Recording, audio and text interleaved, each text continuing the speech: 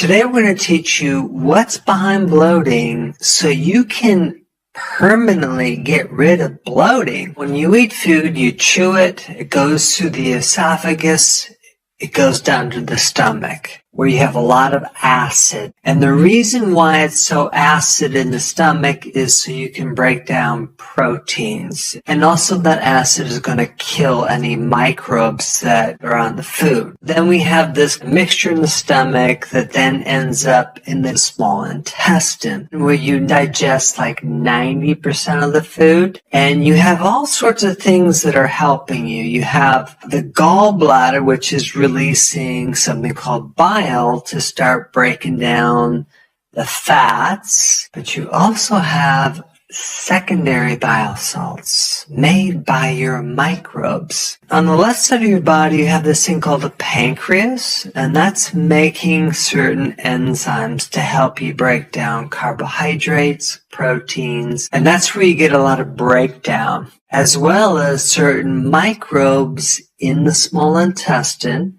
and the large intestine help release enzymes. I wanted to point that out because 20% of all the enzymes are made by the microbes. Not to mention, then we get certain acids that are created, like lactic acid. And that lactic acid also helps the microbes thrive, because a lot of the good bacteria thrive in an acid environment. What does all this have to do with bloating? Well, bloating is basically some problem in the digestion. You can have two people eat the same food, and one person bloats and the other person doesn't.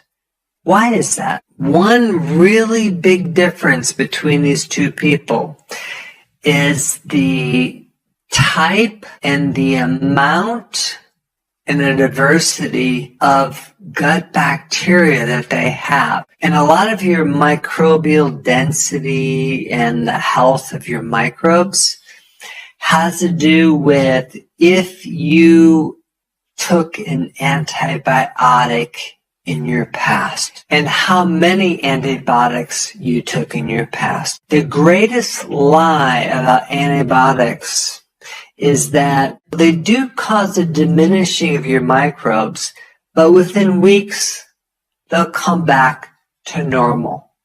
That is absolutely a lie. If you ever had an antibiotic, unfortunately, the composition of your microbes have never gone back to the original diversity and the amount. Let me give you a little more details on the whiteboard. I wanted to show you something really quick. Here's a chart of all these different microbes.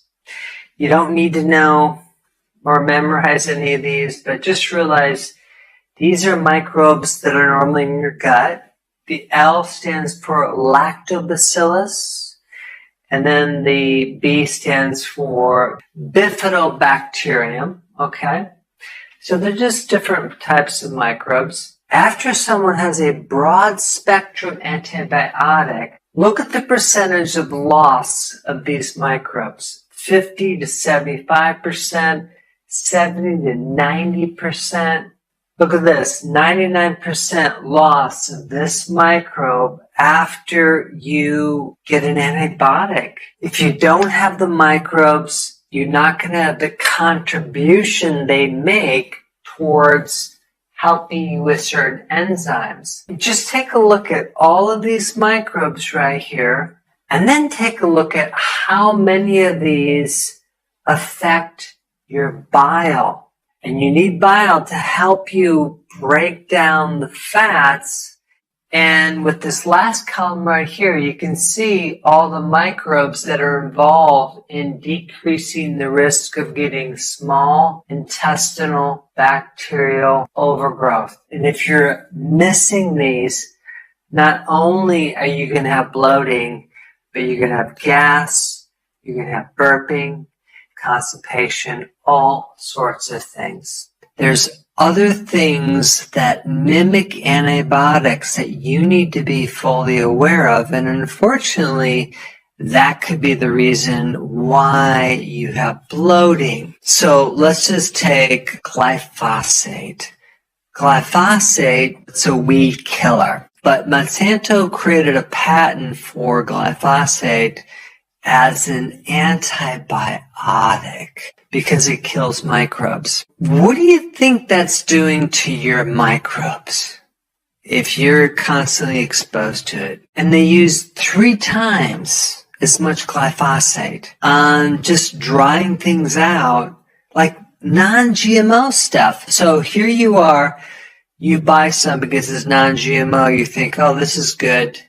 Yet you're getting even more of this antibiotic. Other things that can act as an antibiotic: birth control pills, steroids like prednisone, medications for depression, PPIs, that's used for acid reflux, artificial sweeteners, fluoride in the water supply, and even statin medications. And I want to bring up one point about antibiotics. If you have to take antibiotics, I highly recommend that you always at the same time take a probiotic during the time you take the antibiotic and then after, because you're killing your microbes, so we want to replace them. We don't want to replace the bad bacteria, we just want to replace the good bacteria. A couple of the things about antibiotics. There's some data that says that, oh, you have to take the antibiotic for the full dosage for 7 days or 2 weeks or 10 days, whatever.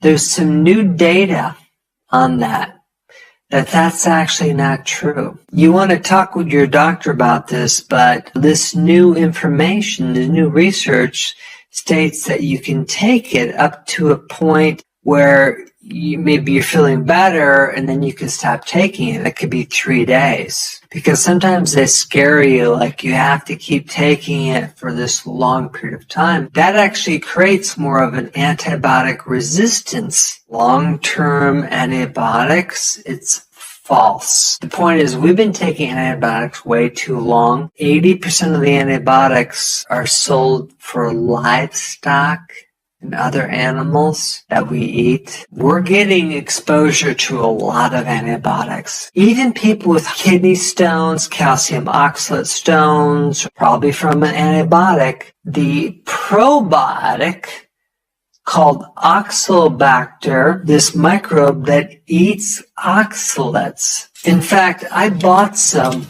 online. I had to get it from Europe. But these are probiotics. What happens is we take an antibiotic, it kills off certain microbes like that one, and now we end up with high oxalates and it creates damage to our body. So many people cannot digest food anymore simply because they don't have all the microbes in sufficient quantities. The solution to bloating is to take a really good high quality probiotic to put back in what has been missing since you took an antibiotic long ago. The other important thing to consume is regular fermented products, dairy fermented products, and like kefir, some high quality yogurt, and also fermented vegetables, sauerkraut, kimchi, pickles, things like that. You have better digestion, but you also have something else. The majority of microbes in someone's body are dormant. They're asleep. One way to wake up dormant microbes is to bring the pH in the right range to make it more acidic. And then they will basically come back to life and start working. So this is why when you take something like really acidic like kombucha or apple cider vinegar, what you're doing is you're waking up a lot of dormant microbes, And now all these microbes can help to support the bile that you need. They can help support the enzymes to break down carbohydrates like fiber and even fats, and provide the capacity to take a lot of stress off your pancreas, your gallbladder, your stomach, and your small intestine. Once you lose these microbes, these other organs have to overwork to try to compensate. They get tired and you don't produce the same amount of enzymes, so you end up with all sorts of issues. The solution is to put back in your gut the missing microbes.